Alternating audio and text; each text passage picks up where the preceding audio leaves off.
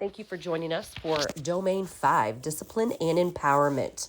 I would like to take just a moment and a huge shout out to each and every single one of you for rocking the earlier domains we've talked about. Domain 1, relationships.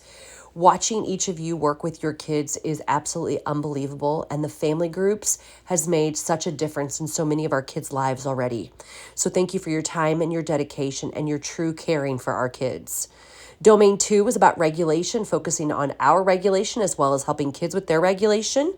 Domain 3 was language of trauma, and Domain 4 was focusing on safety. So here we go. Domain 5, discipline and empowerment. Focusing on discipline and empowerment, one of the things we need to make sure we remember is being trauma-informed does not mean that students are merely given a hug after they break the rules and then everyone lives happily ever after in peace, joy, and love. A trauma-informed mindset requires making a massive shift in the understanding of the true nature of Billy's struggle and how to approach discipline. Billy's struggle is not with the outside world. It's not with the rules that you set in your classroom. It's not with the power your teacher holds over him. Billy's struggle is with his or her internal world. Dr. Ross Green is a specialist in this concept.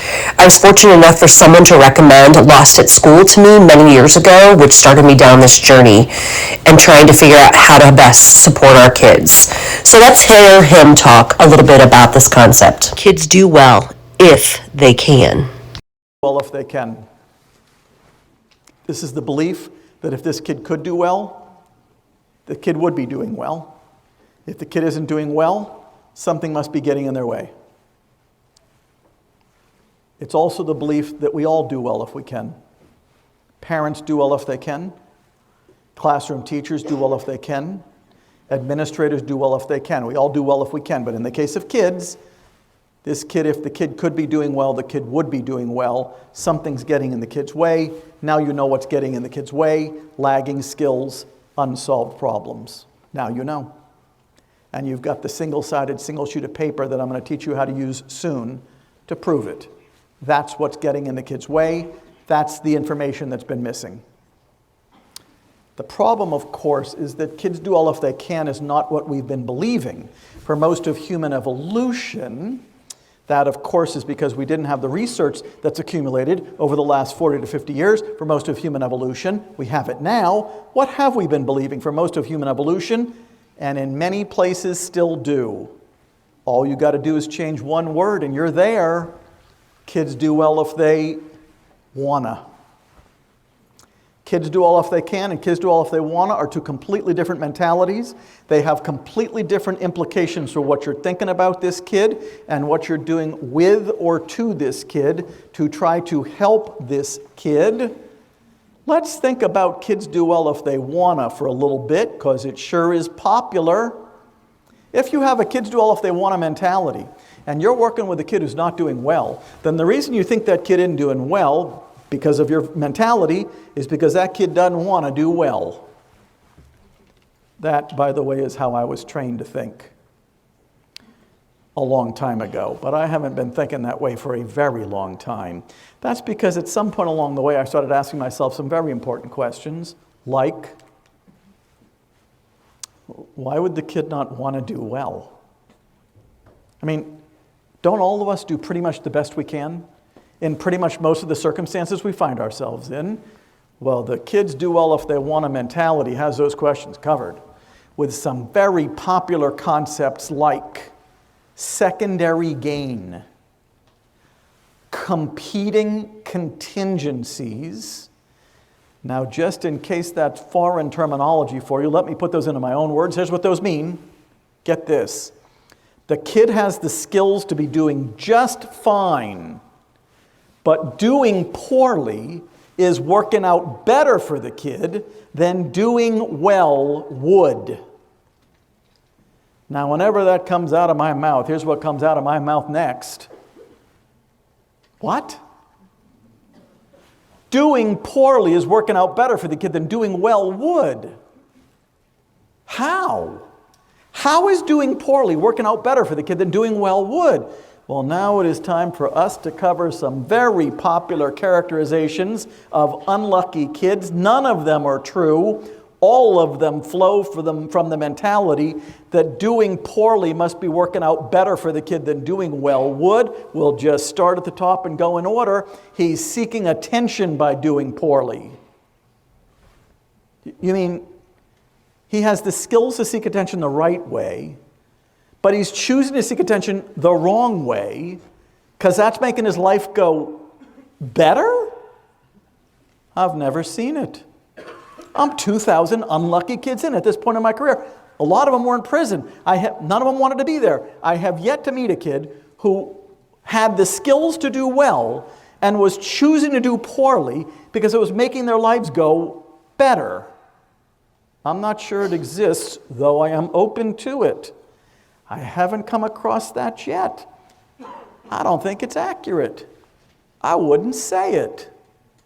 And yet, in many functional behavior assessments, that is precisely what it says. All right, then. He's manipulating us. You sure? See, I've been manipulated once or twice in my life by some highly competent manipulators, people who were really good at it. How do you know you're being manipulated by a highly competent manipulator? You don't. That's the point. You don't know when you're being manipulated by a highly competent manipulator. Competent manipulation is when you wake up, 4 or 5 years later, and you say to yourself, oh my God. Those people are good. But competent manipulation requires some very important skills: forethought, planning, impulse control, organization, skills the research tells us the vast majority of unlucky kids lack. All right, then. How do you know you're being manipulated by an incompetent manipulator? Simple. If you know you're being manipulated by an incompetent manipulator. He's bad at it. And I wouldn't worry about it too much. I also wouldn't say it. All right, then. The kid is coercing us into capitulating to his wishes. There it is, coercion theory. That was my training.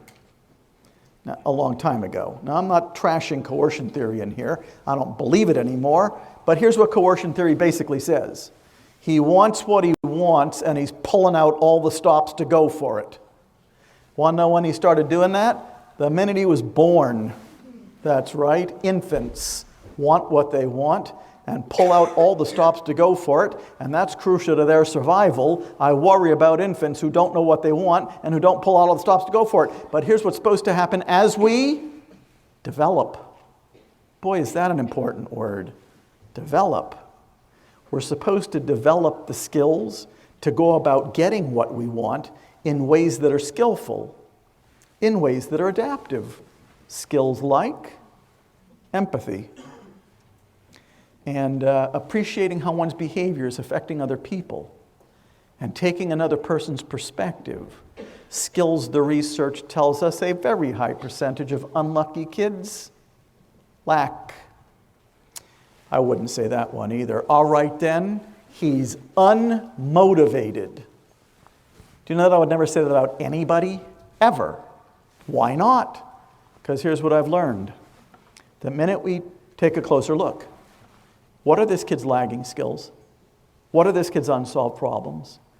We find that unmotivated doesn't even come close to capturing what's really going on with that kid. The trick, of course, is to take a closer look.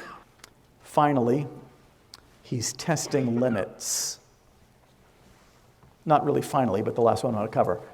Raise your hand if you don't test limits. We all test limits. Interesting. Because that means that if you're saying that this kid is testing limits, you're saying something that's true of everybody in the room, in which case it is meaningless. We all test limits. If you say that about a kid, you've basically said nothing. Now, why do I put you through all these characterizations? Number one, because they're wrong. Number two, because we should not say them anymore. We should be referring to them purely through the prism of lagging skills and unsolved problems, which is much more accurate. But number three, if you believe a kid isn't doing well because he doesn't wanna, I can only think of one thing for you to do. Only one role for you to play in the life of this kid. Make him want to do well. Something us caregivers waste an enormous amount of time doing. How do you do it? The tools of the trade are very familiar to everybody in this room. I was trained in them. You punish the signals you don't like so as to see less of them. You reward the replacement signals you do like so as to see more of them. And you are now purely in the business of making a kid want to do well, founded on the belief that he didn't want to in the first place. If, by the way, those practices are founded on any beliefs whatsoever, I find that those practices are frequently founded on no beliefs whatsoever. I and my colleagues work with a lot of schools, a lot of prisons, a lot of inpatient psychiatry units, residential facilities. Whenever we ask them, why are you still doing what you're telling us isn't working? The number one response is, well, because it's the way we've always done it. Here's my attitude. If the way we've always done it hadn't been working for the kids we've always done it to, we probably ought to stop doing it and think of something better to do. And that is our challenge. That is our challenge. How do we better help the kids we are not helping now? And now the list. Here's the list. The list of interventions, very popular interventions, that solve no problems and teach no skills. The last one of these is going to break your heart. Timeouts solve no problems and teach no skills. Holding a kid in from recess solves no problems and teaches no skills. Keeping a kid after school solves no problems and teaches no skills. Detentions don't, suspensions don't, expulsions don't. Hitting a kid on the butt with a piece of wood to help the kid do good solves no problems and teaches no skills. Restraints don't, seclusions don't. There's one more intervention that I have to mention that solves no problems and teaches no skills. Stickers. I'm sorry to be the one. Stickers solve no problems and teach no skills. And would you like to know why? This is pretty blunt. Because you see, a sticker is just a sticker. In our society, stickers have taken on new meaning. Never lose sight of the fact that a sticker is just a sticker. I'm always telling adults, don't let stickers do your blocking for you. A kid cannot establish a relationship with a sticker. A kid cannot communicate with a sticker. A kid cannot solve problems with a sticker because a sticker is just a sticker. Now you might be thinking, yeah, it's just a sticker. What's the big deal? Oh, what's the big deal? For the last 40 plus years, I've been working with the kids who don't get the sticker. 40 plus years, I've been working with the kid who doesn't get the sticker. And now here's what I've learned about those kids. Number one, not getting the sticker did not move that kid any closer to getting the sticker. But even more importantly, we are distinguishing those who get the sticker from those who don't at very, very early ages. Do we really want to be doing that? Especially since not getting the sticker doesn't bring the kid any closer to getting the sticker. Now, some of you might be thinking, yeah, but aren't stickers good for the well-behaved kids? You mean the well-behaved kids who would be doing well without the sticker anyhow? Talking about them? Why would you want to move a kid from intrinsic reinforcement to extrinsic reinforcement? Why would you want to do that? You wouldn't want to do that. One of his phrases that has stuck with me is kids do well when they can. And I think that's really important that we need to stop and think about and reframe the behavior that we see from kids. So if we keep that focus of kids do well if they can, we will reframe it from kids won't do it to they can't do it yet. So a lot of times we look at kids and we're judgmental. That's our mindset as an adult. If we're changing from the won't to the can't mindset, we need to be more curious. If we're focusing on the view of the child, we have to change our perception of that they are being willful or defiant and change it to right now they're dealing with too many stressors or they have a skill deficit or lagging skill. We also, those thoughts that pop in our head sometimes when we're working with kids is he's just lazy. She just wants attention. She's just rude. We need to change that to what's getting in the way. How can I help them? When it comes to our responses, in a won't mindset, we focus on the rewards and the punishment. Where if we focus in the can't, yet we focus on find and remove the barriers that are helping them get to where we would like them to be and where they would like to be. And then the child's experience, when the won't mindset, we focus on frustration and guilt and shame that they're feeling. Whereas if we move to the can't mindset, we're going to focus on having them feel supported and strengthened and learning from their mistakes. So if you see a child differently, you will see a child differently. Dr. Stuart Shanker. When kids exhibit challenging behaviors, we can be stress detectives, finding out and removing the barriers. Find the stressors, reduce them. Find unmet needs and meet them, and find skill deficits and teach them. So let's talk about the origin of the word discipline. So it comes from the Latin word disciplina, which means to receive instruction from someone. This is then derived from the word discere, which means to learn. So discipline is not about punishment. It is about intentionally teaching and training students where they have lagging skills. So things that we have done historically for short-term behavior fixes do absolutely nothing to curb the constantly rising number of suspensions, dropout rates, and students ending up in the juvenile system. We have to get to the root cause of the negative behavior to help our students in the long term. We have to keep in mind discipline is not about control, it's about growth. For lasting change and long-term healing, discipline has to focus on changing Billy from the inside out. It has to have an internal focus and being regulatory focused rather than behaviorally focused. Change from the inside out. According to Heather Forbes and the previous chapters we've read, as well as Help for Billy, we know that children impacted by trauma need help changing their maladaptive behaviors. They need guidance in improving their skill set to function appropriately and be compliant in schools, ultimately to be successful in the real world. So let's listen to Heather talk to us a little bit about moving from punitive-based to empowering our students. Implementing a trauma-informed platform means that we are now going to look at discipline in a whole new light, a 180-degree difference. Discipline and Empowerment is the 6th and final program in our series. It is also the 5th domain in the Classroom 180 framework. While we rarely hear these two words together, this is where the power of the shift comes in, as Heather explains. So, this new idea is about then when a child is acting out, when a student is not following the rules, what if we have discipline that now is a consequence, but also part of that consequence is helping that child to learn something different. And it's not about letting them get away with it. It's not about just being too soft with them. In fact, if you talk to a lot of students that have been under this type of model, they will tell you, hey, I'd rather be suspended. Send me home. I don't want to work on my own stuff.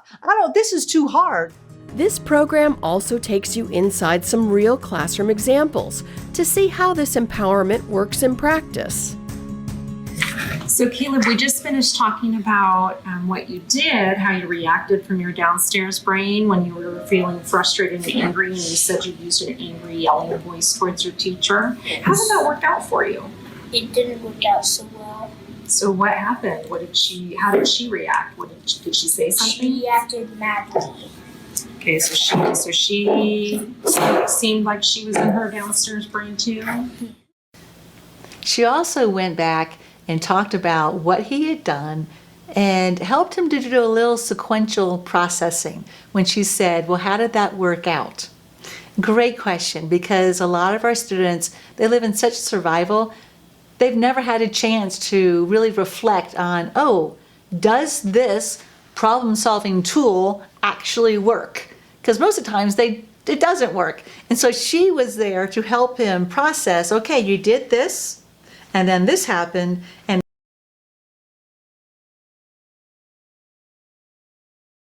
how'd that work out? Well, not so well. So he was calm enough in his upstairs brain to be able to have that kind of sequential thinking. That's so important that we can get our students to that level and take the time after an incident to really process the cause and effect. When we looked at this domain about discipline and empowerment, we broke it down into 8 different components. So these include regulatory-based discipline, consequences with relational support, repair and healing, developmental deficits, grades, social and emotional learning, self-image and identity development, and then reflection and ongoing growth. Develop hope for you and your trauma-impacted students by learning about these critical. When focusing on regulatory-based discipline, we know that Billy's patterns are deeply rooted in living from survival every single day. No amount of punishment or behavioral rewards will modify them. So ensuring that this happens, we need to focus on our classrooms and our schools being free from corporal punishment, emotional negativity, seclusion room punishment, behavior tracking systems, or threats to call home to enforce the behavior. These only result in adding fear to a child who is already fearful and already feels unloved. All we're doing is creating more fear for that child. To have a regulatory-based discipline, we need to make sure we have an internal focus. We ensure that teaching moments happen after the incident, but only when that child is in a regulated state. And to allow dysregulated student time to look internally and slow down the chaos in their minds, to give them that opportunity to look deeper into why the incident happened, what was Billy's state of regulation at that moment, and what can we do to help him change that to not escalate to the incident that occurred. When we focus on regulatory-based discipline, we're going to use things like time-ins versus time-outs. If a child vocalizes they need a break or they need a minute to regulate themselves, that's great, and give them that moment to step away. However, the alternative is instead of sending the kid to the hall to regulate by themselves, gives you an opportunity for you to take a moment with that child and help them model regulation skills. And because if you separate them, it promotes that if you can't be like us, you need to leave, and creates a us versus you. And behavior is definitely a regulatory issue. So in the past, we've looked at a couple activities or resources to use to be able to help show kids or help kids work through their feelings and where they're at in their dysregulation state afterwards. So these are just a couple of those examples. Let's work through it form, as well as the regulation volcano and the processing worksheets. These are great resources post-incident, but they're also great when you see a kid starting to get agitated, to give them a moment before they escalate and process their feelings at that moment. So if an incident occurs, it does not mean that there are not going to be consequences. What that means is we're going to focus on consequences with relational support. We're going to help set boundaries and limits and provide predictability and stability. Trauma Informed removes any kind of fear approach, and we're also going to remove the possibility of the relationship disintegrating because of what happened. We're going to be there for those kids. They're going to know we're going to love them through it. And we're going to set those boundaries. So the way we can enforce boundaries with relational support, we're going to talk about in the classroom as well as out of the classroom. So in the classroom, those time-ins that I mentioned earlier, where the student is removed from the seat to sit next to the teacher, or the teacher is assisted with the regulation, whether it's out in the hall or it's in the back of the room.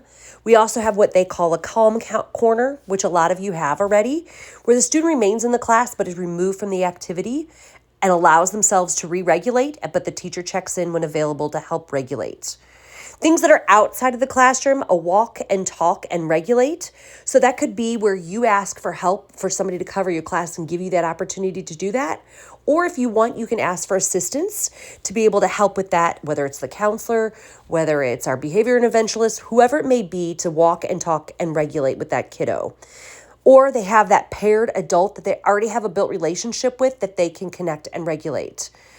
We have a designated adult in the building that they can visit. So some kids just have a relationship with other people outside of our classrooms. It could be the custodian, and we allow them to visit and touch base and to shift to a regulated state. Or the calming room, if monitored by staff, to get that support to help regulate, or sometimes just an ISS room to connect with an adult and receive assistance on getting regulated. So let's look at an example of a traditional versus trauma-informed approach. The expectation that has been set is that there's no disrupting other students. But we know Billy is going to disrupt students, and so our consequence for Billy is that he is removed from the class. But what that looks like in a traditional classroom is Billy sits in the hallway alone. He's angry, feeling unloved, feeling like he's not part of the group. He's getting madder and madder and madder. And when he finally gets to come back into class, he has not learned anything from the incident. He just was given time out and he still feels unloved, but he'll be asked to apologize, but he's still dysregulated. He's not processed his emotions and remains very volatile. He's not learned any new skills. He'll make that apology, but he doesn't really mean it.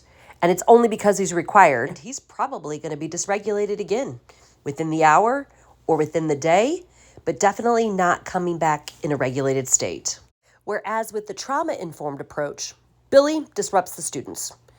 Billy's removed from class. However, he is connecting with an adult that is regulated who is going to talk him through the situation. Why were you disrupting others? Getting to the root cause of his disruption and trying to help him understand his why. When Billy comes back, he'll be able to process the event with the adult. He will make that apology, and most of the time it'll be on his own and is genuine. And he will be regulated and ready to get back to work. The end goal in all of this is to heal and repair the relationship. The goal of a restorative practice is to collectively heal through that connection. So restoring these broken relationships and resolving the conflict is key to change. Give students a voice through the conversation. It helps get insight into where the child was at the moment. Use a restorative practice for classrooms and small group conflicts, or use mediation for one-on-one conflicts, whether it's a peace path, peer mediation, or adult facilitated mediation. Help restore the relationship. So the skills of restorative practice, we need to focus on empathy. We need to listen without judging or reassuring. Just listen. Allow the person honest expression, speaking without judgment, affect statements, and trading praise for gratitude. Ask those questions, go a little deeper, drill down, and see if you can get to the root of the problem. And then the art of request, helping them problem solve, come up with an action plan together. And then being very mindful of yourself as well as that student that was dysregulated.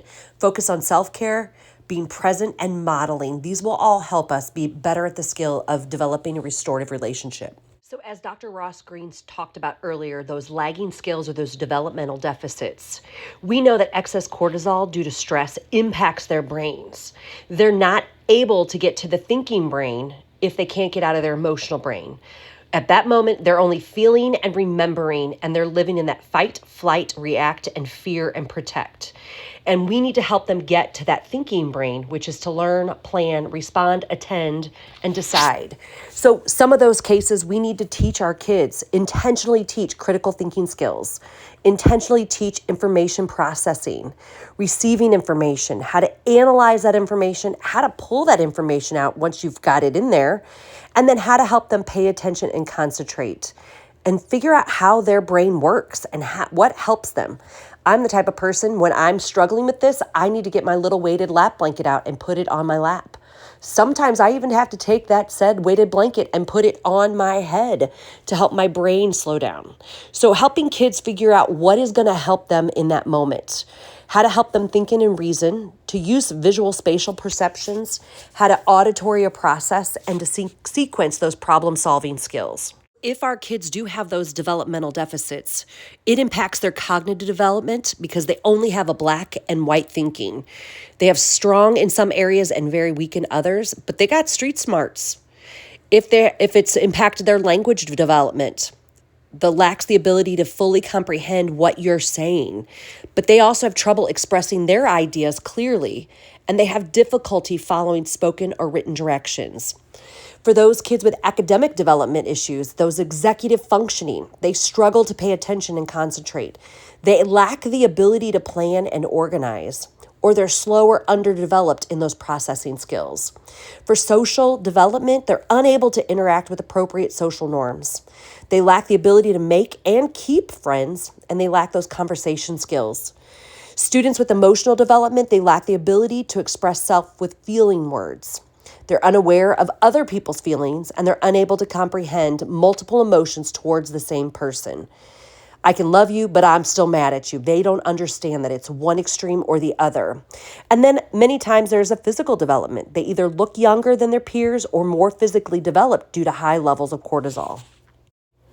I recently had the opportunity at a threat assessment conference to hear Aaron Stark speak of his story. The story is hard to hear, but it is really important that we hear it.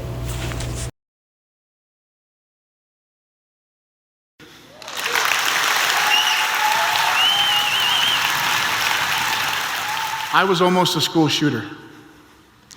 In 1996, Denver, Colorado, as a student in North High, in a moment of pain and anger, I almost committed a terrible atrocity. Growing up, I learned early on that there was a strange comfort and calmness in darkness. I was always the new kid. My family was very violent and aggressive, drug-addicted parents. We were moving from place to place a lot, went to 30 or 40 different schools, always seemed to be going to a new school every other week. You woke up at 4 o'clock in the morning by some cops to run across the country to get away from them and then end up at a school I'd only be at for a couple weeks and then have to do it all again a couple days later. Was the perpetual new kid. And since I also had such an unstable household, wasn't helped by the fact that I smelled really bad because I never had a shower or didn't really have any clean clothes, so I never really had any, all my clothes were dirty and torn. I had a weight problem. I was smart. I liked comic books at a time when kids didn't really like people who liked comic books that much. So every time I went to a new school, it was a whole new set of bullies. They'd do things like walk up to me and shoot me with a harpoon like I was a whale, or dump food on my head because they said I was too fat. But the bullying wasn't just at home, or wasn't just at school. It happened at home a lot too. I was told I was worthless by just about everybody in my life. And when you're told you're worthless enough, you will believe it. Then you're going to do everything you can to make everybody else agree with it too. And so I did. I wrapped that darkness around me like a blanket and used it as a shield. It would keep the few that would agree with me close, but it kept everybody else away. I always had heard in life that there was good people and bad people. I must be one of the bad people, so I guess I would have to just do what I was supposed to do. So I got really aggressive. 12, 13 years old, I got really into heavy metal music, and I was the mosh pit when I went to concerts. The abuse just never seemed to stop. I got into cutting around 14 or 15 because I figured that there was all this extreme emotion going on in my life I had absolutely no control over. Had to find some way to find control over something, so I took to cutting myself. I still have the scars to this day. 15, 16 years old, I ended up homeless. My parents had long ago kicked me out because I didn't want to deal with their drunken fighting anymore, so I was living on the streets. I had thought I had pushed all my other friends away too, shoved them all away by lying to them or stealing from them or doing everything that my family taught me how to react to everybody, which was the complete wrong way of how to react. But I had no idea. I was just going on what I was taught.